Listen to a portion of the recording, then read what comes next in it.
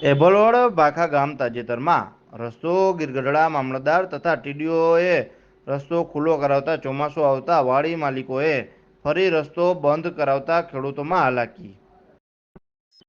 ગીરગઢડા તાલુકાના એભલવડ ગામે 2 માસ પહેલા એભલવડ ભાખા ગામને જોડતા રસ્તાને ખેડૂતોએ રસ્તા ઉપર દબાણ કરેલ હતું કે સ્વેચ્છાએ ગીરગઢડા મામલતદાર તથા ટીડીઓએ ખેડૂતોને રસ્તા ઉપર કરેલ દબાણ દૂર કરી રસ્તો ખુલ્લો કરેલ, પરંતુ ચોમાસું શરૂ થતાં 2 વાડી માલિકોએ રસ્તો બંધ કરી દેતા એભલવડ ગ્રામ પંચાયતના સદસ્ય કાનાભાઈ ચૌહાણ તથા 100 થી 150 ગ્રામજનોએ ગીરગઢડા મામલતદાર તથા ટીડીઓને રૂબરૂ મળી અરજી આપેલ કે ચોમાસામાં નદીમાં પાણીનો પ્રવાહ ઉતાસણી સુધી હોવાથી ખેડૂતોને ઘરેથી વાડીએ જવામાં તેમજ વાડી વિસ્તારમાં રહેતા ખેડૂતોના બાળકોને અભ્યાસ માટે સ્કૂલે જવામાં પાણીમાં બાળકોના વાલીઓ પાણીમાં થઈને બાળકોને સ્કૂલે લઈ જવા તથા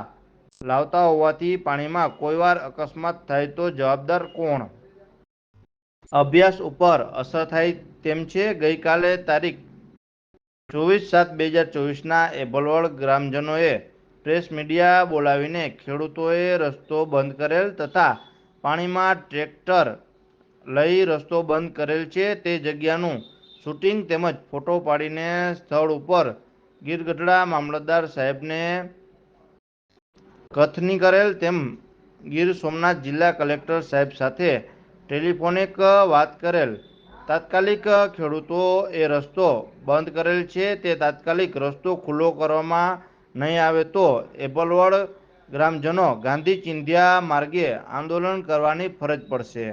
અગાઉ પણ 2017માં ચૂંટણી બહિષ્કાર એભલવડના ગ્રામજનોએ કરેલ હતું, પરંતુ તંત્રને પેટમાં પાણી હલતું નથી। અધિકારીઓ કોઈ રાજકીય દબાણના ઇશારે નાચે છે કે શું તેવું લોકોમાં જાણવા મળેલ છે। રિપોર્ટર દોસ્ત મોહમ્મદ બલોચ, હરમડિયા।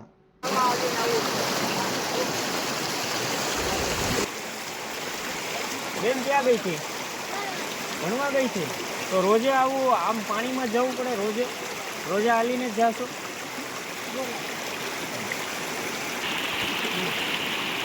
બેન તમારું નામ જણાવો। આ કયું ગામ છે? હવે આ જે પરિસ્થિતિ છે છોકરાઓને નિશાળે જવા માટે, તો આ રોજે પાણીમાં જ લઈને જવું પડે? પછી તમે રહ્યો છો ક્યાં? વાડીઓમાં રહ્યો છો? તો તમારે કોઈ ઘરનો સામાન માલ સામાન લેવા જવું હોય તો રોજે પાણીમાં જ જવાનું? તો અહીંયા તમે કે આગળ રજૂઆત કરેલી ખરી? આગળ કોઈ અધિકારી